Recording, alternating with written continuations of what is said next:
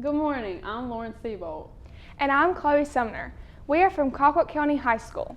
Did you know that most people will not donate to a charity if asked, but if you ask them to participate in an activity that they will enjoy and it is to raise money for a charity, they will sign up? Also, businesses are more likely to donate to a charity or charity event if their name can be advertised for the community to see their business name on t-shirts, signs, or in the paper. We have a proposal for the first annual Dog Dash 5K and 1 mile fun run to benefit the Humane Society. In July, we met as an executive council to discuss the upcoming year along with upcoming community service projects we would like to pursue. One of our members spoke up about the decline of support for our local Humane Society. We formed a plan, acted upon it, and then followed up on it. Throughout our portfolio, you will see our plan in action. Our event description is a marked 1 mile course and a marked 5K course at a secure venue, staffed with volunteers, police officers, and EMTs. We will acquire sponsorships to pay for all supplies needed to implement the race. We will design a logo, advertise the event, recruit attendees, address health and public safety issues, and recruit volunteers. The only request we have of you is to bring a few dogs the day of the race and to share social media posts with Humane Society followers. Our goal of the Dog Dash is to draw attention to the needs of the Humane Society while raising money for their expenses. Our objectives are to promote the Humane Society and the Dog Dash as much as possible within 2 months. We plan to have 80 flyers posted at different businesses, 36 flyers posted around school, a post in the newspaper that prints 16,000 newspapers a week for 6 weeks, 15 people wearing the t-shirt logo, multiple social media posts, and acquire $1,000 in sponsorship money and register 100 runners. Our evaluation tool was a survey with questions asking to rate our performance and state how well we advertised the event. Being that we are a level 3 and our event was implemented, 50 runners from the race completed the survey.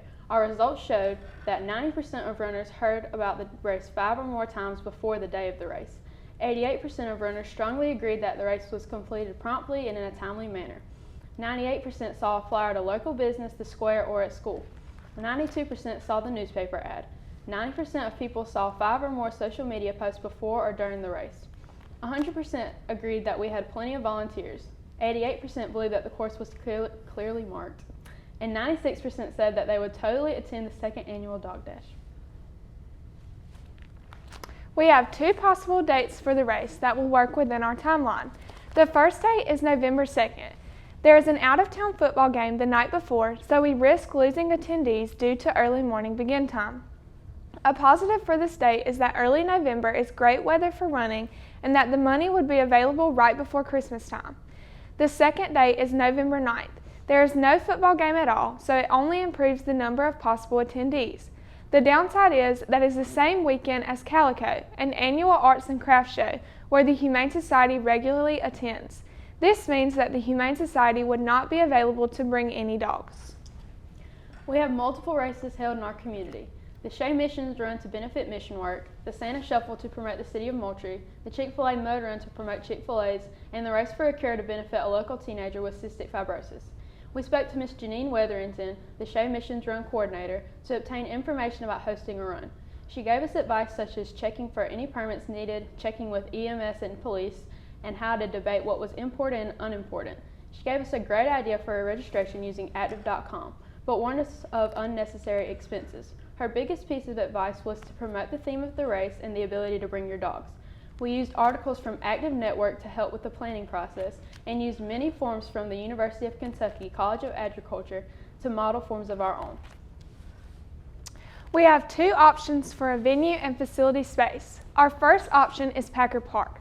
Packer Park is a great location because there is restroom access at the soccer fields, there is plenty of grassy areas for the dogs, plenty of parking, a pavilion for registration, and an indoor facility a walking distance away in case of inclement weather.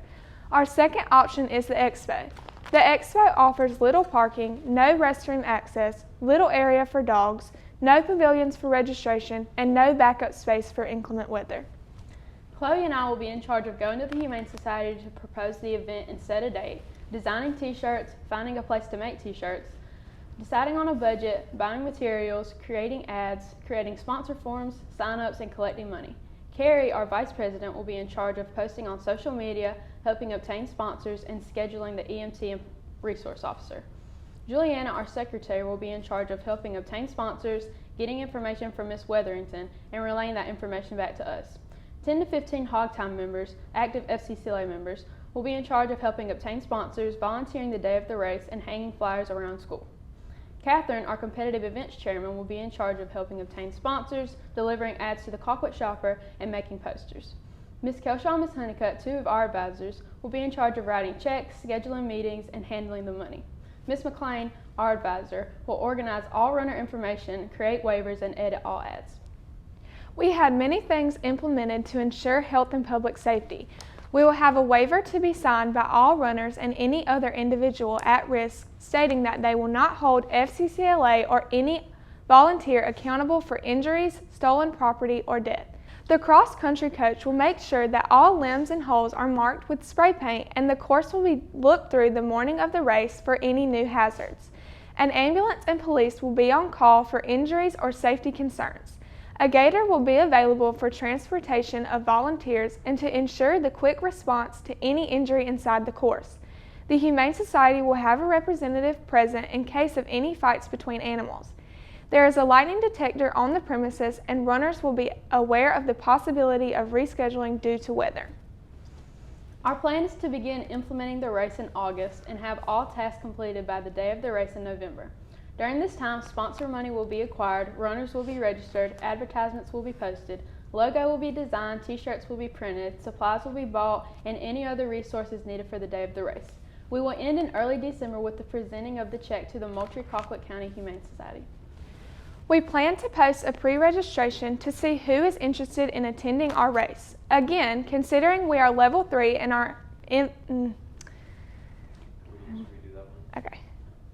We plan to post a pre-registration to see who is interested in attending our race. Again, considering we are level 3 and our event was implemented, we found that people between the ages of 16 and 25 were most likely to attend, and that the idea of bringing your dog was very popular. While speaking to other race managers, we found out that all ages will attend but are more likely to be teens and young adults.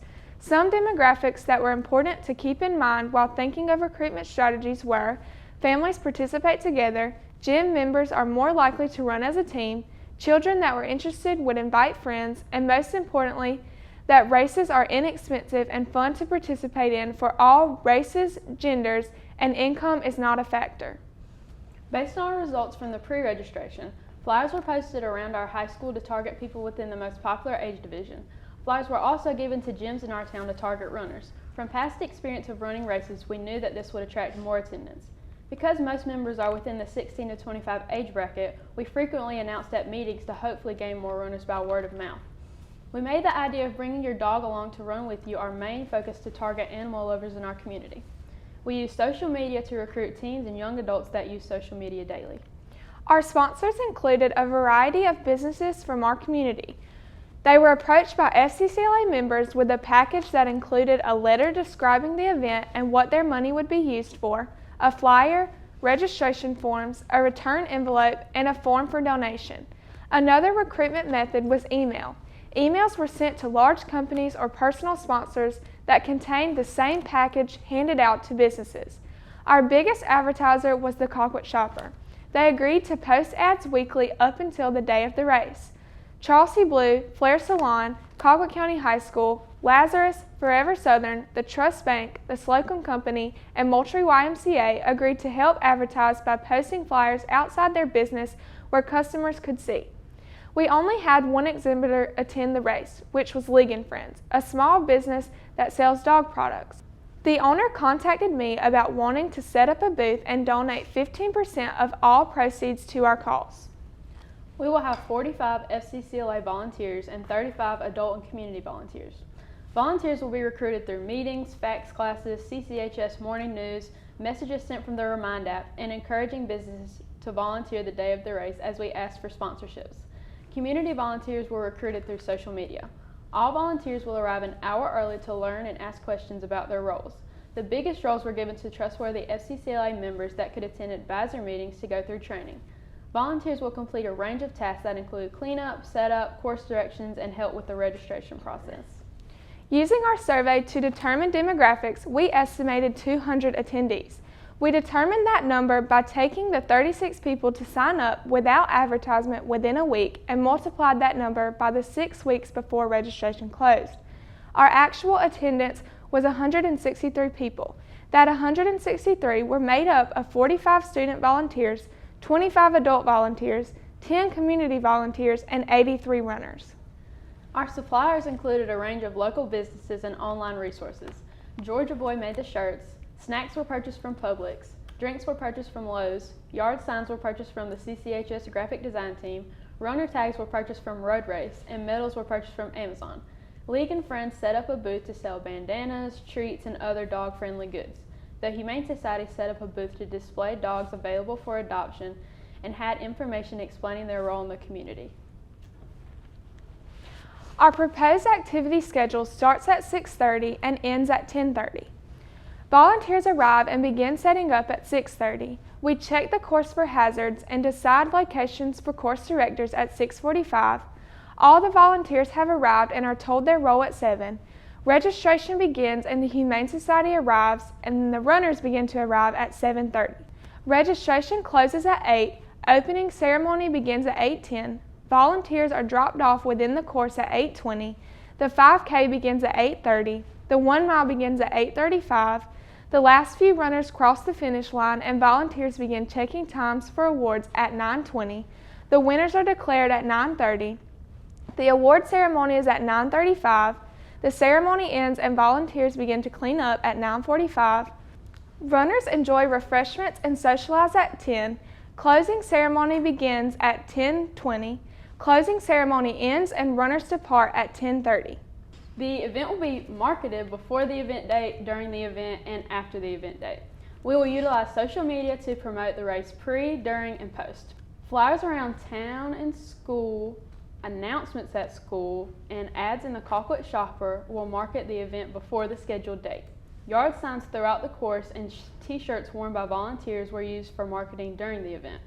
Post-event marketing consisted of ads in the newspaper and thank you letters to sponsors and other vital personnel. We have 3 projected budget options. Option A is Packer Park, and the only expenses are $50 to mark the course, $426 for t-shirts, $73.97 for medals and bibs, $50 for refreshments, $100 for newspaper ads. Option A's total cost would be $699.97. Option B is the Expo, and its expenses include all from Option A plus a $50 permit, $200 rental fee, $50 to mark parking, $50 police fee, and $100 for an automatic timekeeper, making its total cost $1,099.97. Lastly, Option C is Downtown Moultrie, and its expenses include all from Option A plus a $50 permit, $350 rental fee, $200 police fee, and $350 for porta potty rental, making its total cost $1,599.97. Our project is a part of the FCCLA National Program Community Service. This is a peer education program that guides students to develop, plan, carry out, and evaluate projects to improve the quality of life in their communities. We also completed the FCCLA Financial Fitness Program with our FCCLA members during our hog time in the fall. Throughout this project, we have used real-world skills such as critical thinking skills, resource management, communication skills, and systems thinking. Our project is all about planning and marketing an event for a nonprofit in our community. This concludes our proposal of the first annual Dog Dash. Thank you.